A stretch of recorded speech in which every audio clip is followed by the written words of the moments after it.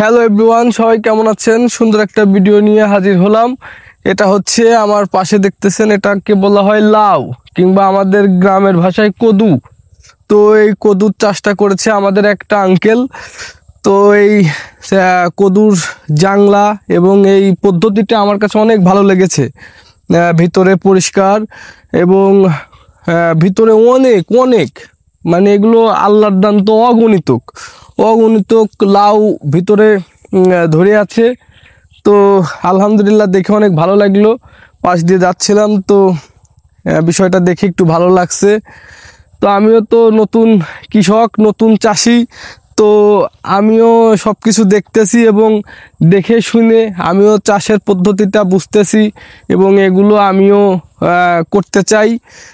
তো লাউ চাষের এই পদ্ধতিটা আমার কাছে অনেক ভালো লাগছে।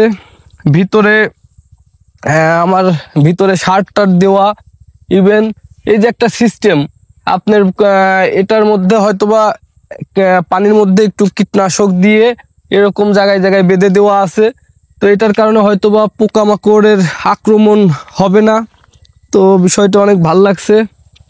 তো আঙ্কেলটা অনেক ব্যস্ত, ওই পাশে তার একটা বড় বেগুন ক্ষেত, ওইখানে হচ্ছে ওষুধ স্প্রে করতেছে। তো এর জন্য আমি একা একাই আসলাম, এসে দেখতেছি। এবং আমাদের যারা সিনিয়র পার্সন আছে, এসব আঙ্কেল, এদের কাছ থেকেই তো আসলে আমাদের ধারণা নিতে হবে।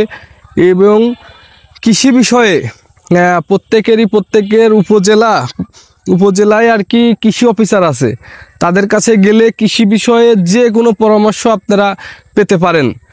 তো এই আর কি। তো সবাই ভালো থাকবেন, সুস্থ থাকবেন, আমার জন্য দোয়া করবেন, আমি যেন এরকম পদ্ধতিতে চাষাবাদ করতে পারি। তো সবাই ভালো থাকবেন, সুস্থ থাকবেন। আমার ভিডিওটা দেখার জন্য অনেক অনেক ধন্যবাদ। আসসালামু আলাইকুম।